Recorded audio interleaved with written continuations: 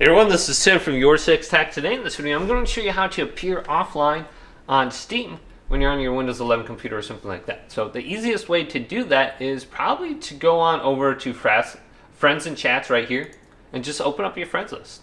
Then go to your name and you'll see the small drop down arrow.